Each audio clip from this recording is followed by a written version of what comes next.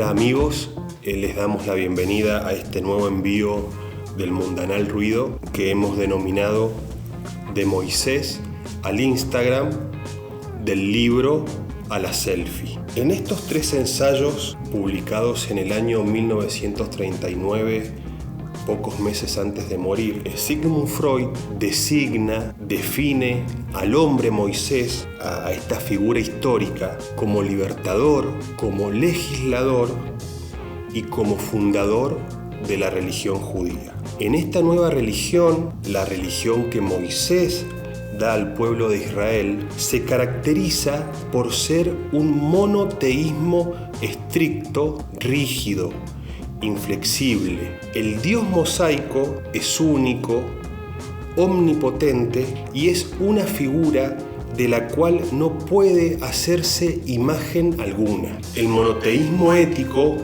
cuya primera manifestación vamos a encontrar en la religión judía, consiste en que hay un Dios que exige obediencia absoluta a sus mandatos, las famosas leyes en las tablas, y que a cambio promete salvación. Frente al politeísmo ilimitado de la religión egipcia, con su insaciable afán por corporeizar a los dioses y su infinita cantidad de ritos, ceremoniales, amuletos y sobre todo prácticas mágicas, el judaísmo, en tanto primera religión monoteísta, reiteramos este carácter, esta definición, va a suponer, implica, representa un cambio cualitativo de primer orden que vamos a intentar explicar. A los fines que perseguimos en este video, lo que queremos resaltar es este precepto decisivo de la religión judía y que desde nuestro punto de vista va a ser fundamental en la posterior evolución del pensamiento y, por qué no, de la cultura occidental.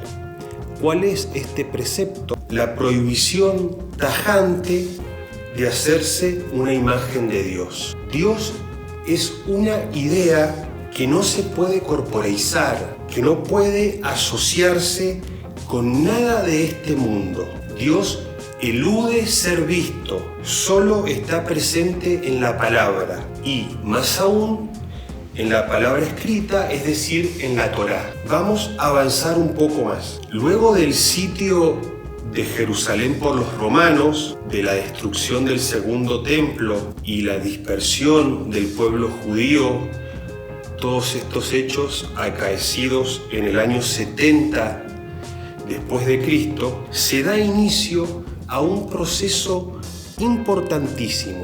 La vida de las comunidades judías dispersas por toda la zona del Mediterráneo y posteriormente en el continente europeo, se estructura, se organiza en torno a 3 ejes. El primero va a ser que los rabinos se constituyen en tanto líderes comunitarios. Y en segundo lugar, la Torá, es decir, la Biblia hebrea, y el esfuerzo espiritual en torno a ella. Habermas, en este libro que estamos consultando en este momento, define esta relación que existe entre la comunidad y el libro como una autovinculación a través del libro. Enrique Heine, el más grande poeta alemán del siglo XIX, de origen judío, va a decir respecto a esta relación tan estrecha entre el libro y la comunidad, que la Torá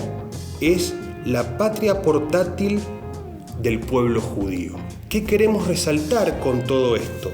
La importancia, lo reiteramos, del libro como centro de referencia del individuo y más aún de una comunidad. El historiador británico Eric Hobsbawm en este libro cuenta que a partir del derrocamiento del antiguo régimen por las revoluciones burguesas a fines del siglo XVIII, principios del siglo XIX y el desarrollo de las sociedades modernas, la exitosa integración incorporación a esas sociedades nacientes de las comunidades judías que han sido emancipadas, que han sido integradas e incorporadas a la sociedad en su condición de ciudadanos. Pensemos básicamente en Francia y los Países Bajos, también con un poco de anterioridad en Inglaterra. Esta incorporación exitosa, el hecho de que estos miembros rápidamente comenzaran a formar parte de los circuitos comerciales, educativos, intelectuales, se explica en gran medida por el hecho de que estaban completamente alfabetizados. Esta alfabetización,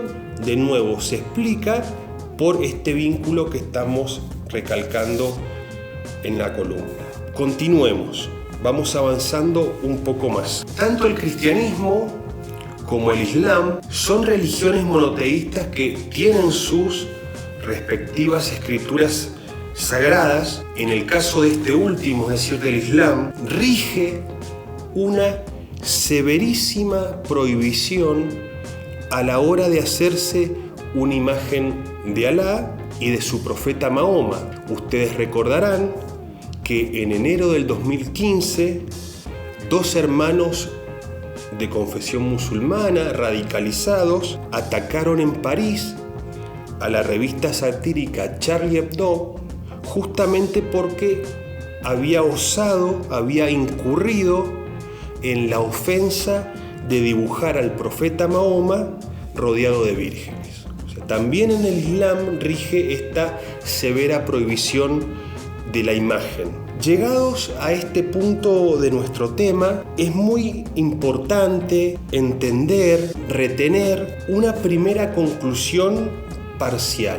La censura de toda imagen, sobre todo, lo reiteramos, en el judaísmo y el islam, a la que se asocia con la idolatría, con las prácticas mágicas, y por el contrario, la exaltación de una idea, en este caso la idea de Dios, tiene un efecto muy profundo si nosotros entendemos esto como un proceso evolutivo. ¿Cuál es este efecto profundo?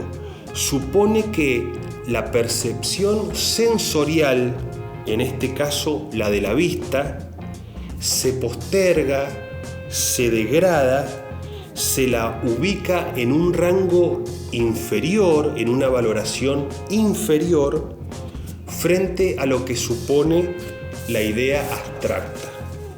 Avancemos cronológicamente, ubicados en el siglo XV en el continente europeo, es decir, a partir del año 1450 en adelante, tres innovaciones van a sentar las bases para una profunda revolución en dicho continente: la pólvora, las armas portátiles de fuego y sobre todo la imprenta de caracteres móviles, invención atribuida a un alemán, Johannes Gutenberg. ¿Por qué destacar la importancia de la imprenta? En primer lugar, porque rompe con el monopolio de los libros que hasta ese momento tenían los monasterios. Y en segundo lugar, facilita el acceso a los libros por parte de una naciente clase social la cual con el transcurrir de los siglos va a revolucionar completamente las sociedades, las formas de vida en Europa. Nos referimos a la naciente burguesía. Sin el auxilio de este invento, de la imprenta, la reforma protestante iniciada por Martín Lutero en octubre de 1517 seguramente no hubiese tenido tal impacto, tal repercusión.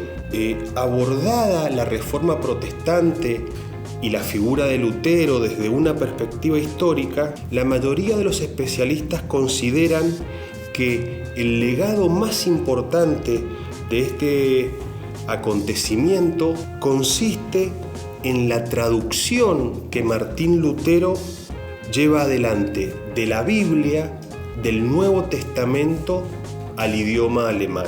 En 1522, cuando ya se ha producido una ruptura total completa entre Roma, epicentro de autoridad papal, y Lutero, este monje alemán completa la traducción de la Biblia del griego justamente al bajo alemán. Y este hecho es importantísimo por dos razones. En primer lugar, porque se considera que con esta traducción nace formalmente el idioma alemán. Hasta ese momento, en los territorios de habla alemana que podemos designar como territorios en los cuales en un futuro se va a constituir el Estado alemán, existían 19 formas lingüísticas distintas. Con la traducción realizada por Lutero, estas formas se unifican y razón por la cual con todo derecho podemos afirmar que es Lutero el que funda el idioma alemán, ese idioma que es por excelencia el de los teólogos, el de los filósofos y el de los poetas. La otra razón por la cual es tan pero tan importante este hecho de traducir la Biblia del griego al idioma vernáculo es porque Lutero pone la palabra de Dios, a la que inviste de autoridad, a disposición, al servicio del creyente. A partir de esta reforma, el vínculo entre el creyente y Dios ya no va a estar mediado por el cura, es decir, por la autoridad eclesiástica, sino por la Biblia, por el libro. Volvemos a citar a este autor, a Jürgen Habermas, dice que con esta modificación el creyente se convierte en lector. Se nos preguntará con justa razón qué buscamos, qué relación podemos encontrar entre este breve relato histórico que estamos aquí desarrollando con la situación actual. Lo que pretendemos es recalcar, destacar lo decisivo, la enorme importancia que para la evolución humana han tenido la palabra escrita, el libro en tanto objeto físico y el pensamiento abstracto. Resaltamos, hacemos hincapié en esta importancia para contrastarlo con la situación actual. En el año 1997, el politólogo italiano Giovanni Sartori advertía que nosotros somos de la especie del Homo sapiens, nos hemos forjado, somos producto de una cultura escrita. Ante el diluvio de imágenes que nos bombardean en todo momento, a toda hora y en todo lugar, dice el autor que vamos camino a convertirnos en Homo videns. En esta época de la vida humana, que muchos estamos padeciendo, que estamos asistiendo a estos cambios que pueden llegar a ser incluso de naturaleza antropológica, está claro que lo visible prima sobre lo inteligible y por lo tanto, al predominar nuestra facultad de ver y no de pensar y de movernos con ideas abstractas, nos vemos incapaces, ha sido bloqueada en muchos casos nuestra facultad de movernos en el ámbito del pensamiento abstracto y de las ideas claras. Hay autores en el presente que incluso ya están hablando de una época asignada, caracterizada por un analfabetismo postliterario. Leemos, pero no comprendemos lo que leemos y mucho menos podemos asociar conceptos para de esa forma avanzar al menos hacia una autocomprensión de nosotros mismos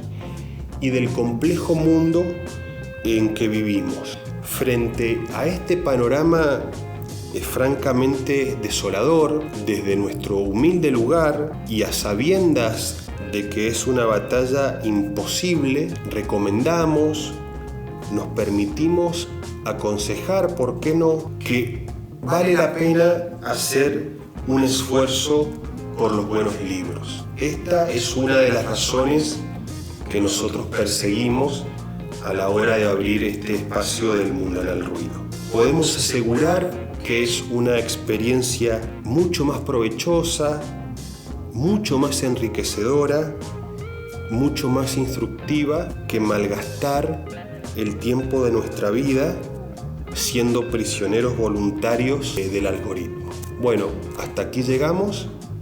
Les mando un saludo y nos veremos próximamente. Muchas gracias.